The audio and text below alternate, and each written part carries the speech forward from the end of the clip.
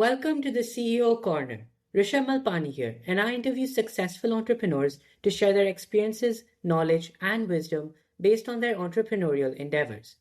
In the CEO Corner today, we'll be going over the journey of MARBLELIFE, who offer premium stone service restoration and protection services to the UAE's homes, towers, and hotels. I brought in Mr. Hrishikesh Dave, who is the founder and CEO of Xterra Stone and Marble Life, to share the strategies he implemented to grow his consumer base, motivational phrases that carried his success, his approach to effective after sales service, his early challenges and how he combated them, and so much more. To start off, what were some of the first few steps you took to build your service and get it running into the market? Hi, Rishabh, good to be there on your CEO corner. The first few steps as a new company, you have to really make your bases right. I mean, the delivery point has to be perfect because that is going to give a good service to the client. So I spend a lot of time personally developing the service points. So how do our client gets the best service? How do our client gets the best product? How does he get the best advice for his projects? What is the value added items I can bring into his project via my services or products? So it was built. Starting point was all built into trying to develop a good service and a good product, which would sell itself. So yeah, initial days was all about building a good product and good service. Okay, now during this phase, how much trial and error was involved? Did you feel like it was an easy journey, or did you feel like it was quite a hectic process and there was a lot to consider that maybe initially you didn't realize and later you started to figure out?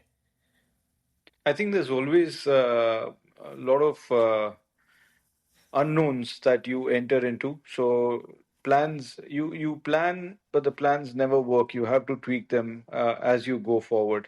So I mean, you're absolutely right in asking this question. I mean, most of the time, I believe the plans will need to be changed as you go and tweaked as you go. So there was so much uh, changes and hectic situations, and I mean, a lot of efforts were put into trying to get things right, which didn't work as per plan.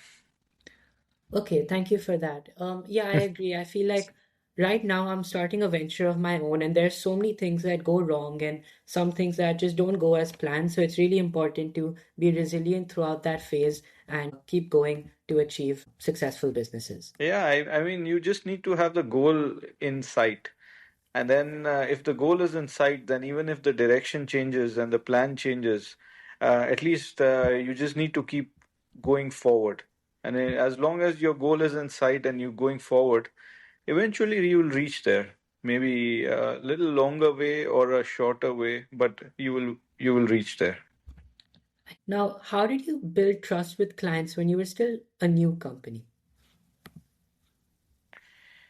I mean, one of the things that I said at that time, and I keep saying to my clients whenever I go to pitch for a job or I win a job or things like that, I say that I can't uh, commit or I can't give you assurance that there will be no problems in my delivery or my products, but I can assure you that whatever problems comes, I will work hard and resolve them. So uh, that is one thing which I believed in, and this has always built trust. The client always trusts this, that okay, I mean, there might be something that goes wrong with delivery or there's something that goes wrong with the service, but as long as the company and the people are true to themselves to work hard to resolve all the issues and deliver a product or a service, and eventually when you make it, it just builds trust. This is one thing which has helped me in my journey. I think that makes a lot of sense, and that actually is quite a easy approach to just create some immediate trust with clients that a lot of the listeners can take away. Displaying that authentic representation of your brand and your company seems like a great way to draw that greater and more realistic connection with your audience that'll get them to appreciate your brand a lot more and obviously trust in them as well. That's correct. Now, once you got your company established into this market, obviously after that rough planning phase, what were the actions and strategies that you implemented to grow your audience and make more sales? I mean, what I have believed in, like I said previously as well, is that we focus a lot on our product and services.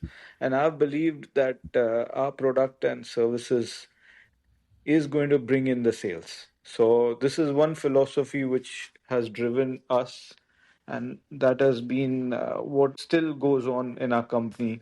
Just we spend and we work hard to get the product and service right. If our product and service is right, it's going to give a good results. The clients are going to be happy. There's going to be trust, and then there's going to be word to mouth. And these are the sales that we depend on. So in my company, I have a philosophy that our sales team is not important.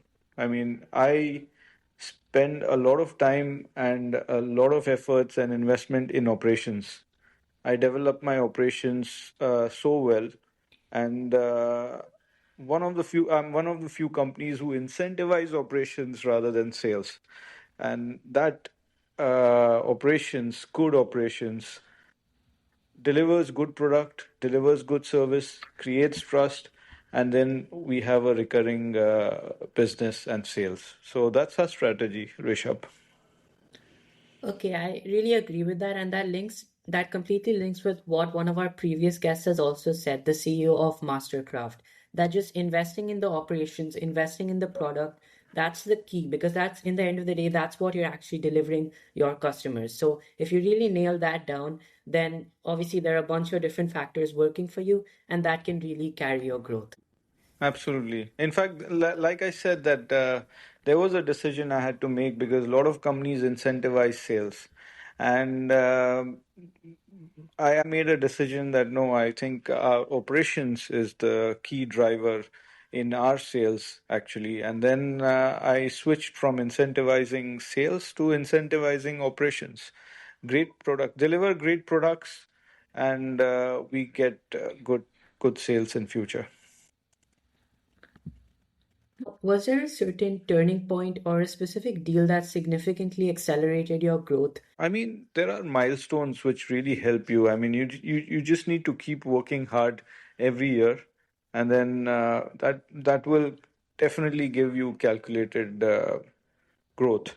But every now and then, maybe I believe in my experience, it's 3 years. Every 3 years, you get a real big opportunity. So you have to take a risk, work really hard towards that, and that is what will give you a milestone growth. So, yeah, I mean, I believe that every company, when they work hard, eventually they'll get a phase where there is a big opportunity. They take it, work hard toward that opportunity, and then there's a substantial growth. Okay, thank you for that. Now, looking more on a mental note, was there a business realization or a motivational insight that you acknowledged at some point in your career and that really carried and helped boost your success? I'd written down when I started the company. I mean, it was very clear, and then I had written notes to myself. Okay, so when I started, I just wanted to dream. I wanted to plan towards that dream. Then I wanted to work hard, and I wanted to achieve, and I wanted to succeed, and then I wanted to inspire people with that success, and then finally I would like to mentor people. So this thing, I keep it in front of me, written down, and this is something that motivates me. So I'm still in the work hard process. So there's a lot of steps to go ahead. So I think that motivates me.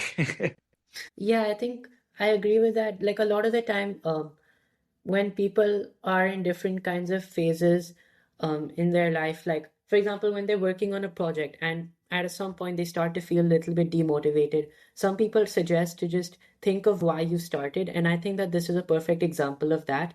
Having this in front of you is a great way to just having something like this in front of you or some kind of memory that you can always resort back to. I feel like is a great way just to keep you on track with your broader vision. Correct, absolutely.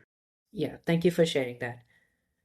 Now, looking back when you were creating and developing your company, what were some of the problems and difficulties you had, and how did you combat those issues? Like, I know we discussed um, just some changes in your plans and distortions to your different ideas, but was there some other kinds of serious, a bit more severe disturbances that you had throughout your journey?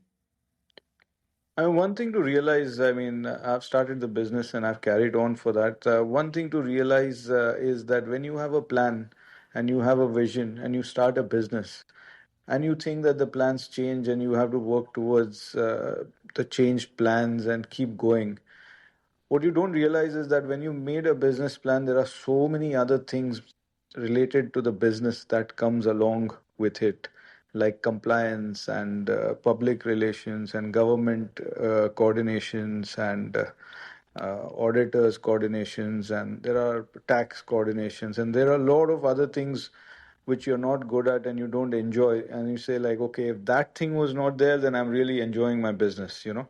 That is not me. I'm more of a product delivery, sales, and marketing kind of a guy, and I had this, and I wanted to enjoy this part of the business and things like that.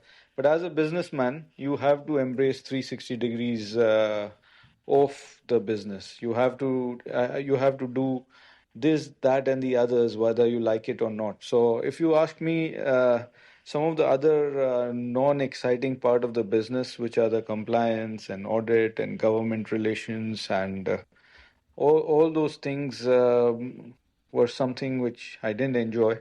But as I said, that as a businessman, you have to do everything. So even if you don't like it, you have to get going with those things. And sometimes you don't realize that those are the things that really pull you back, and then you feel really demotivated because I mean that's not the thing that you enjoy, that's not the thing that you can plan your business on, and that's something holding your growth. But anyways, you have to resolve that and move forward. Yeah. Okay, that's great. Now I feel like a lot of the time when people approach recruiting, there are a lot of different challenges that people can experience. So, how do you get more people to apply for jobs, and how do you put the word of your company out there? I mean, the office culture plays a very big role. I mean, people want to have a comfortable place to work in, a reliable place to work in, where their pays are on time and they're taken care of and things like that. So, we are a very human resource centered company. We take care of all those things. We have a human resource department, and our systems and policies for human resource are very strong and developed, and that creates a very nice culture. And when that is strong, then that automatically attracts a lot of skills to our company through word to mouth, and then through relatives of our current employees or through good recommendation of past employees. And so this is something that really helps us. Apart from that,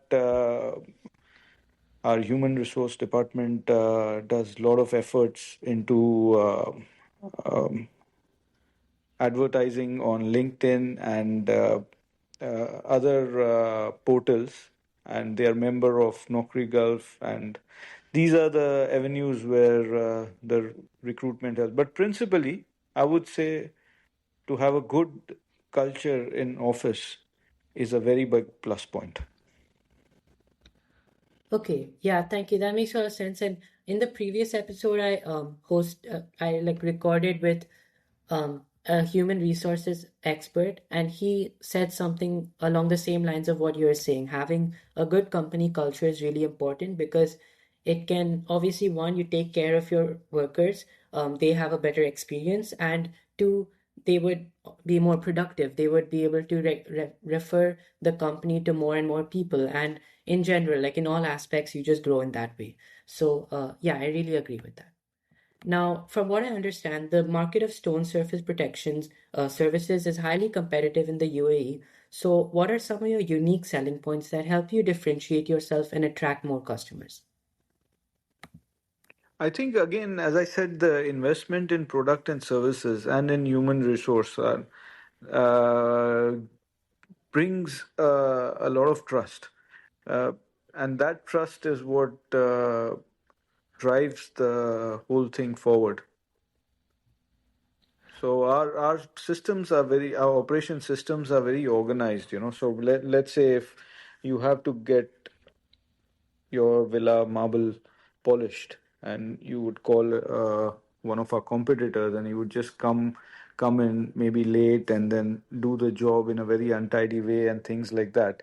And our guys are pretty much on time, and they're well dressed, and they take care of the surroundings, protect it, do a good job, clean it up, and then leave. That whole experience just helps to build trust, and that just keeps our company at number one and most selected company in the region, and that's our advantage to the competitors. Okay, yeah. So just having that organization, that quality in operations, and obviously the human resources leverage to back it up. I think yeah, that makes a lot of sense. Having those things together helps you really differentiate yourself, and those are your key unique selling points. Now, what habits of yours do you feel have contributed most to your success? I think hard work.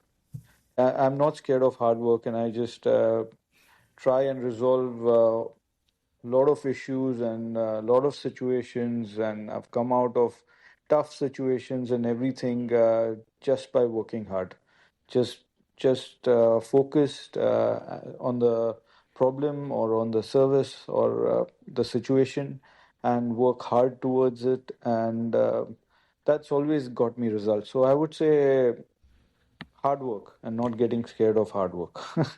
Yeah. Now, recently, AI has been booming, and I've heard that it's replacing a lot of different positions in businesses, and it's really helping them develop in a more efficient way. So, have you been leveraging AI in your day-to-day work, and how important have you found this to be? Do you see yourself in the future carrying on and taking upon these kinds of opportunities? uh, we've we've started looking into AI more seriously recently.